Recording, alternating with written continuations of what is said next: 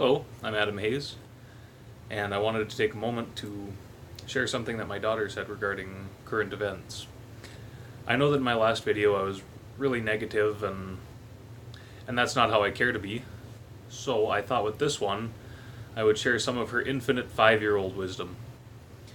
She said, regarding the separation of families, that it doesn't make her scared, because, sometimes kids, their minds start going and goes to places that aren't always logical, but it's very real to them. She said it doesn't make her scared, it makes her sad, and I thought that was just the most compassionate answer that she could possibly have given. And it gave me pause and made me think about how I respond to situations like this. I mean, outrage, I think, is normal and natural, and really an expected response from people. I can see the argument on the other side of the fence about enforcing laws, but we do have to remember that there are humans at the center of this. Human beings are the core of this issue, and to separate families is frankly cruel. And I understand the argument, when you commit a crime you're separated from your family too, but these are people who are scared to live in their homeland. These are people whose situations are so dire and so drastic that they're willing to risk this long, arduous journey, and they're willing to risk everything in the hope of finding a better life. Finding a life where they don't have to worry about being raped and murdered each day.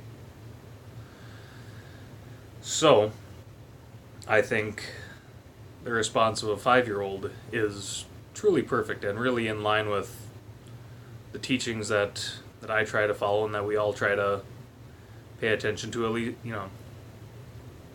we all try to follow them. Compassion should, implying that there's a perfect world here. Compassion, for me, should be at the forefront of my mind, and I have a difficult time with that, because oftentimes my mind jumps right to anger or outrage, and it's a beast that I try to keep at bay.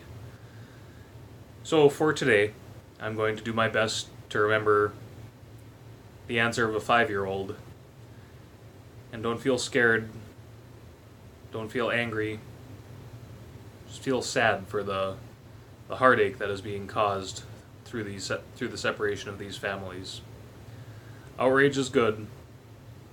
Understanding, I think, is the more constructive path, and the path that will ultimately win in this situation. Thank you for taking the time to listen to me. Once again, I have to reiterate, I'm not a teacher. I've received no Dharma transmission.